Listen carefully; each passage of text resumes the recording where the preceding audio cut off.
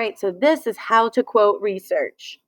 So if you're going to add something that an author said because you're like, I cannot say it as well as that person. But you can't just choose to use a quote just because you don't think you can say it as well. There are rules.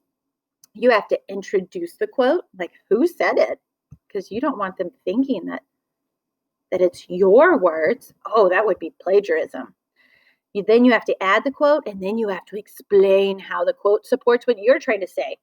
There's some rules with this. All right, so let's say you want to use a quote in your paper, or your research. First, you select the thing that you think you could never say as well as the author. The secret of getting ahead is getting started. That sounds pretty much like a proverb. It's very high up there. So you're like, I can't say that in my own words.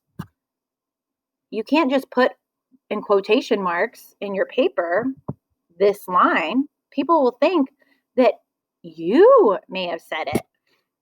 Or it's going to be extremely awkward to read. It's like this random sentence in quotes. Oh my gracious.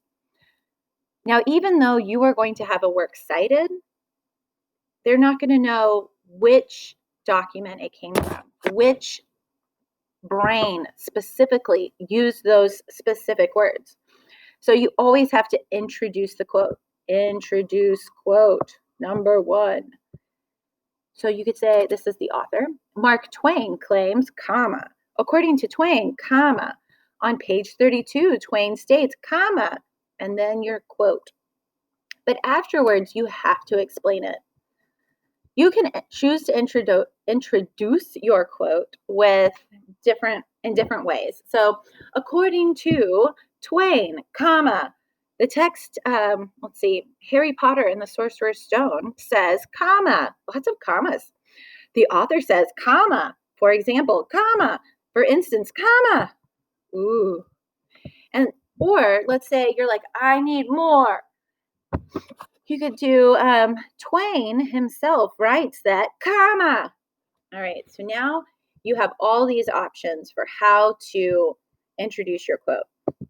And there are even more verbs that you could use, like Twain reports, Twain complains that, Twain shows, Twain thinks, Twain bemoans. That's like a complaint, like it's the end of the world type of moan. Then you add your quote. So first you introduce it, then you stick it in there, and then you explain how the quote supports what you are trying to say. Because otherwise, why couldn't you just say it in your own words? What? It must be a special quote. It must be like so important that you had to use someone else's words. So what is that reason?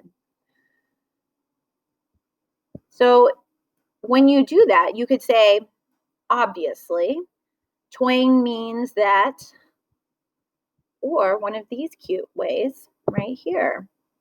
Templates for analyzing quotes. Basically, comma, Twain is saying, comma. In other words, comma, Twain believes with this, comma, Twain demonstrates that. Or you could use one of those sentence starters to explain.